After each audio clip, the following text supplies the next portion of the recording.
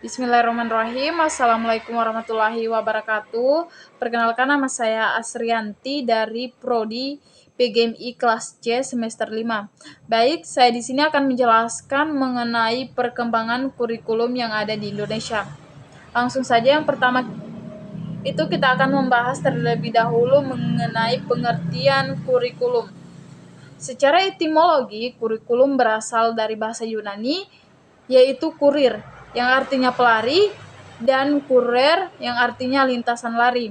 Secara istilah, kurikulum yaitu sejumlah mata pelajaran yang harus diselesaikan oleh siswa dari awal hingga akhir program demi memperoleh kelulusan atau ijazah,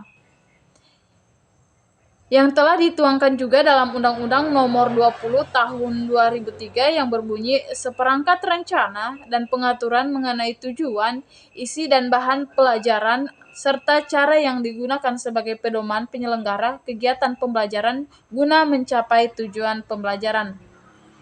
Nah, itulah pengertian kurikulum secara bahasa dan secara istilah. Kemudian kita akan masuk pada faktor yang mempengaruhi perubahan kurikulum. Yang pertama itu ada faktor bebasnya sejumlah wilayah tertentu di dunia dari kekuasaan kolonialis, dan yang kedua itu perkembangan iptek yang pesat, yang ketiga pertumbuhan penduduk. Baik, selanjutnya perkembangan kurikulum di Indonesia dimulai dari tahun 1947 sampai 2013. Yang pertama itu pada tahun 1947, yaitu rencana pelajaran dirinci dalam rencana pelajaran terurai. Kemudian pada tahun 1964, yaitu rencana pendidikan sekolah dasar. Kemudian pada tahun 1968, yaitu kurikulum sekolah dasar. Kemudian pada tahun 1973 yaitu kurikulum proyek perintis sekolah pembangunan atau PPSP. Kemudian pada tahun 1975 kurikulum sekolah dasar. Kemudian pada tahun 1984 yaitu kurikulum 1984. Pada tahun 1994 yaitu kurikulum 1994. Kemudian pada tahun 1997 yaitu revisi kurikulum 1994. Kemudian pada tahun 2004 yaitu rintisan kurikulum berbasis kompetensi yaitu KBK. Kemudian pada tahun 2006 yaitu kurikulum tingkat satuan pendidikan atau sering kita sebut KTSP. Kemudian pada tahun 2013 yaitu kurikulum 2013 atau sering kita sebut K13. Baik, selanjutnya Mengapa kurikulum kerap berubah? Kurikulum sebagai perangkat rencana pendidikan perlu dikembangkan secara dinamis sesuai dengan tuntutan dan perubahan yang terjadi di masyarakat. Semua kurikulum nasional dirancang berdasarkan landasan yang sama, yaitu Pancasila dan Undang-Undang Dasar 1945. Perbedaannya pada penekanan pokok dari tujuan pendidikan serta pendekatan dalam merealisasikannya. Baik, kita akan membahas lebih dalam mengenai perubahan kurikulum yang di Indonesia. Yang pertama itu Ranjana Pelajaran 1947, di mana perubahan orientasi pendidikan Belanda demi kepentingan nasional mulai diterapkan 1950. Isi kurikulumnya yaitu daftar mata pelajaran dan jam pengajaran serta garis-garis besar pengajaran. Yang kedua itu mengurangi pendidikan pikiran dan mengutamakan pendidikan watak. Nah, yang kedua itu Ranjana Pelajaran Terurai pada tahun 1952, di mana silabus mata pelajaran sudah jelas. Seorang guru mengajar satu mata pelajaran. Kemudian rencana pelajaran harus memperhatikan isi pelajaran yang dihubungkan dengan kehidupan sehari-hari. Kemudian yang ketiga itu kurikulum pada tahun 1964, rencana pendidikan sekolah dasar. Pembelajaran dipusatkan pada program pencawardana yang meliputi pengembangan daya cipta, rasa, karsa, karya, dan moral. Pendidikan dasar lebih menekankan pada pengetahuan dan kegiatan fungsional dan praktis. Setiap pelajaran yang diajarkan di sekolah dapat berkolerasi positif dengan fungsional praktis siswa dalam masyarakat. 5 kelompok bidang studi ini yaitu moral, kecerdasan emosional atau artistik, keprigelan atau keterampilan, dan jasmani. Nah, kurikulum 1964 Pancawardhana yaitu pembinaan jiwa Pancasila pengetahuan dasar, kecakapan khusus, perwujudan dari perubahan orientasi pada pelaksanaan Undang-Undang 1945 secara murni dan konsekuensi. Tujuan kurikulum ini yaitu Pancasila sejati, kuat, dan sehat jasmani, mempertinggi kecerdasan dan keterampilan jasmani, moral, budi pekerti, dan keyakinan agama.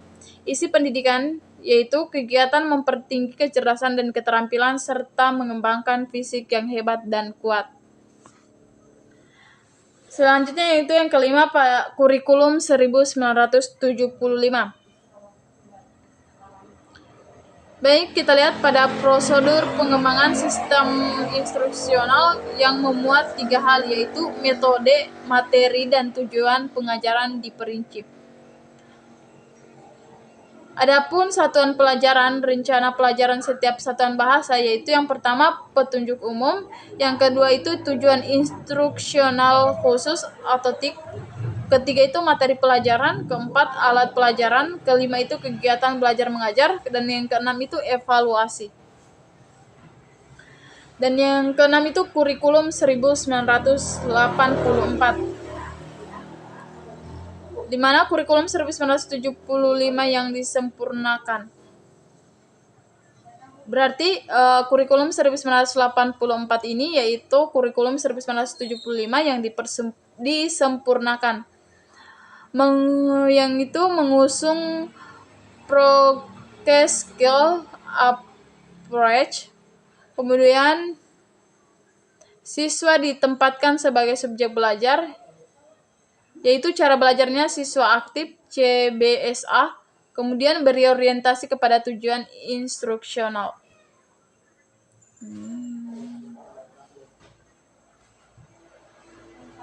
Dan yang ketujuh itu kurikulum 1994 dan suplemen 1999,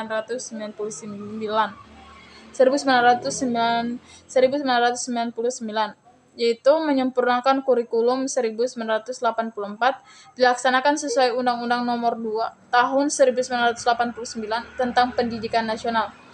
Perubahan pembangunan waktu yaitu menggunakan sistem catur bulan, kemudian jumlah jam pelajaran 42 jam per minggu.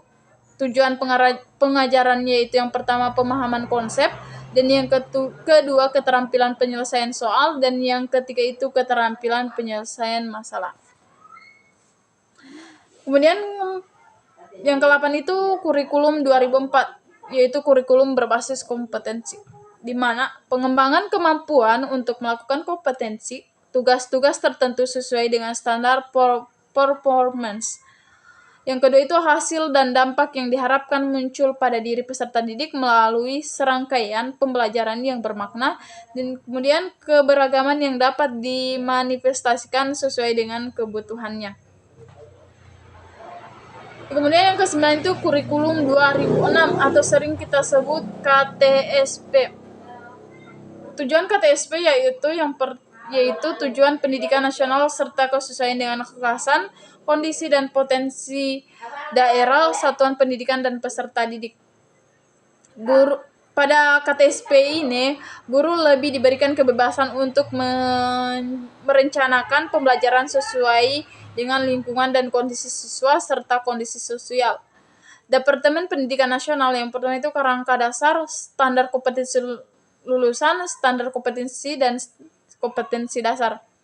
Perangkat pembelajarannya itu RPP, silabus, penilaian dikembangkan oleh satuan pendidikan. Dan yang terakhir itu kurikulum 2013. Alasan lahirnya kurikulum 2013 persepsi masyarakat yang pertama itu terlalu